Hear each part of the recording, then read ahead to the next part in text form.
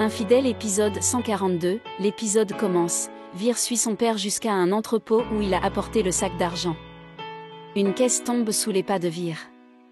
Il se cache derrière les caisses, tandis que son père recule prudemment. Il continue de suivre son père jusqu'à ce qu'ils atteignent un groupe de voyous, tous masqués. Il s'assoit et ouvre le sac d'argent. Vir se demande pourquoi son père paie ses voyous. Les voyous avertissent son père qu'il faut être honnête dans ce métier, car ils ont kidnappé la fille pour lui. Vir pense que si ses parents ont fait kidnapper Mishti, il n'aurait jamais imaginé qu'ils puissent le faire.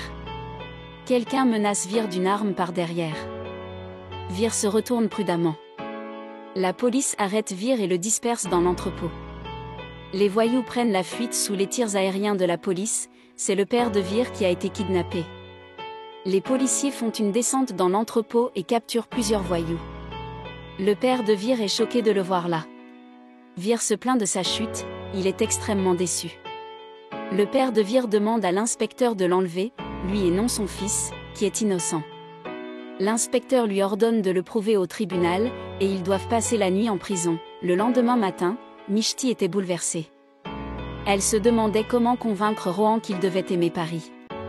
Elle devait allumer la haine dans son cœur pour elle-même. Seulement alors il pourrait se rapprocher de Paris. Elle se demandait pourquoi elle ne pouvait pas voir l'amour pour lui dans les yeux de Paris. Comment allait-elle vivre sans lui maintenant? Elle tenait le bouquet et disait « Je t'aime Rohan, je t'aime tellement ». Elle serrait le bouquet dans ses bras et se demandait pourquoi je t'aime autant. Elle cueillait toutes les fleurs du bouquet et les dispersait dans la pièce. Elle ne savait pas quoi faire. Paris est la personne la plus importante pour elle, elle ne pouvait pas gagner tout l'amour pour elle-même. Elle aurait aimé pouvoir dire à Rohan combien elle l'aimait et combien elle continuerait à l'aimer, pour le restant de ses jours. Elle s'allongea par terre, au-dessus du parterre de fleurs. La sonnerie de son téléphone sonna, c'était l'inspecteur. Au commissariat, Nena tente de convaincre Vir qu'ils étaient troublés par sa douleur. Vir affirme qu'il se battait pour la vie de quelqu'un d'autre à cause de cet amour, qu'il aurait mieux valu qu'il ne s'aime pas. Nena tente de convaincre l'inspecteur qu'elle et son mari sont les coupables, mais Vir est innocent. Elle était remplie de haine envers Mishti pour ce qu'elle avait fait. Mishti était arrivée au commissariat. Vir arrête Nena et lui demande comment elle a pu avoir l'idée de faire une chose pareille avec une fille. Il était également en colère contre Mishti et l'a même insultée, mais il ne pouvait pas la blesser. C'était de vrais voyous, et pas une scène de film. Nena insiste sur le fait qu'elle avait demandé à ses voyous uniquement de terrifier Mishti. L'inspecteur aperçoit Mishti et dit qu'ils ont également été choqués d'apprendre tout cela. Ils ont fait enregistrer leur téléphone et les ont pris en flagrant délit lorsque le père de Vir a parlé à ses voyous. Ils étaient irrités chaque fois que le nom de Mishti était mentionné. Lorsqu'ils apprirent la relation de Mishti aujourd'hui, ils comprirent qu'il s'agissait d'un désir de vengeance. Nena s'unit à Mishti pour sauver Vir, innocent et inconscient de tout. Vir s'unit également à Mishti. Elle l'a convaincu qu'aimer quelqu'un n'est pas mal, mais que mal se comporter l'est. Il l'accepte aujourd'hui. Son ego l'empêchait de comprendre son point de vue, il aimerait tout changer. Il lui promet de ne plus subir de tensions familiales. Elle peut faire sa déposition et partir, mais il devrait être puni. Mishti se souvient de l'amour et de la compréhension dont Vir avait fait preuve. Elle demande à lui parler, dehors. Radhika était inquiète chez elle. Elle ouvre la porte et demande à Mishti si tout va bien. C'était Rohan, qui s'enquiert de Mishti. Radhika dit que Mishti est allé au commissariat et que ses ravisseurs ont été retrouvés. Rohan part pour le commissariat. L'inspecteur demande à Mishti comment elle peut pardonner à ces gens. Mishti répond qu'elle sait ce qu'elle fait et veut retirer sa plainte. L'inspecteur lui conseille de ne pas céder à la pression. Mishti est ferme et signe les papiers. Nena était reconnaissante envers Mishti, mais celle-ci s'en va sans un mot.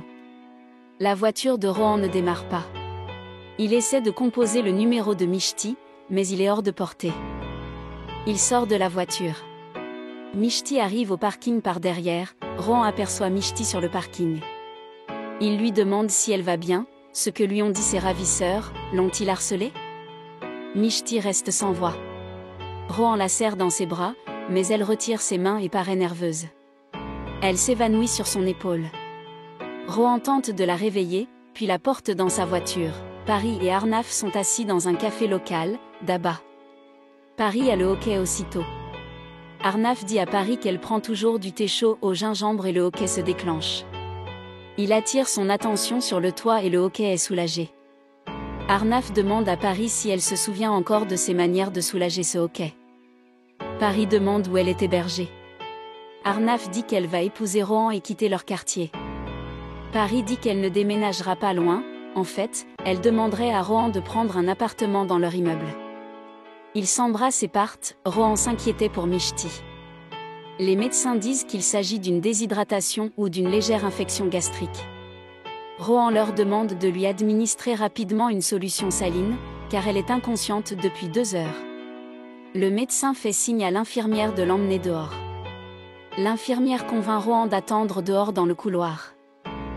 Le médecin envoie l'échantillon de sang de Mishti au laboratoire pour analyse. Dehors, le téléphone de Rohan sonne. Radhika demande des nouvelles de Mishti. Rohan dit que Mishti va bien, qu'il ne reste que quelques formalités à régler. Radhika s'enquiert des ravisseurs. Rohan dit que des ravisseurs ont été arrêtés, qu'il semble s'agir d'une rivalité commerciale. Rohan entre dans la pièce. Mishti ouvre enfin les yeux. Le médecin prend Rohan à part pour lui parler. Dans le couloir, le médecin demande à Rohan si elle s'est disputée avec lui, elle semble stressée ou sous pression.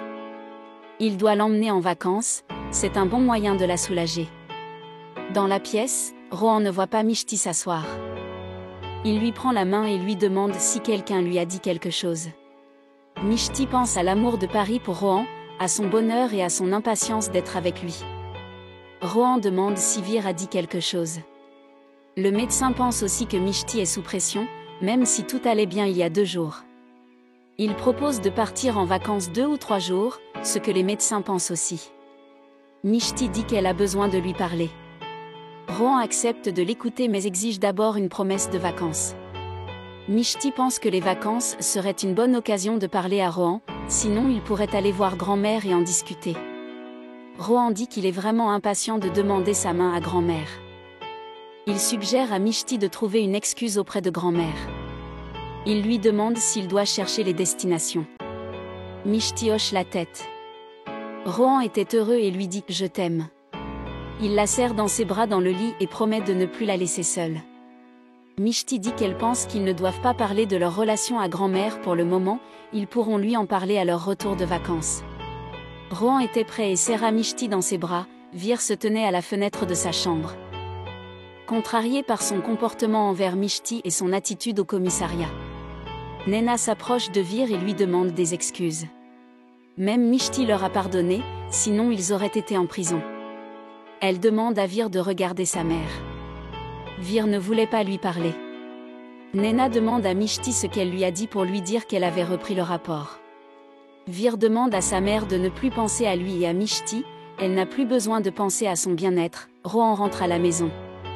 Il regarde vers la chambre de Mishti et Paris, puis vient déballer le sac. Il pense que Mishti n'a pas parlé des fleurs, elle ne ménage pas ses efforts pour le taquiner. Il doit y aller seul. Il remarque que la porte de son balcon était verrouillée. Il se dirige vers la chambre de Mishti. Elle est allongée dans son lit, bouleversée. Mishti se redresse prudemment et demande ce qu'il fait ici, grand-mère est à la maison. Rohan lui dit de se détendre, il est juste venu s'enquérir de sa santé. Mishti continue, grand-mère ne sait pas qu'elle est malade. Rohan acquiesce. Il demande à Mishti des nouvelles des fleurs qu'il lui a envoyées. Mishti était sur le point de répondre. Rohan dit qu'il comprend qu'elles doivent être sur le balcon, c'est pourquoi elle a également verrouillé la porte du balcon. Il exige les clés. Mishti dit que la porte du balcon ne s'ouvre pas.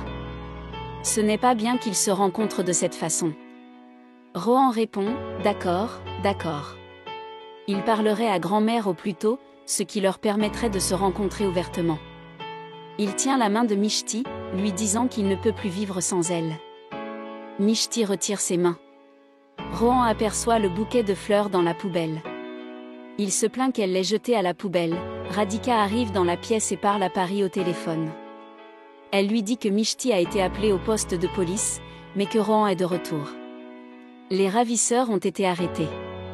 Radhika demande à Pari si elle l'a dit. Mishti intervient et prend le téléphone des mains de Radhika. Mishti demande à Pari de revenir au plus vite. Pari demande si Rohan lui manque aussi. Mishti répond que oui, beaucoup. Pari dit qu'il lui manque terriblement et qu'elle est incapable de vivre sans lui.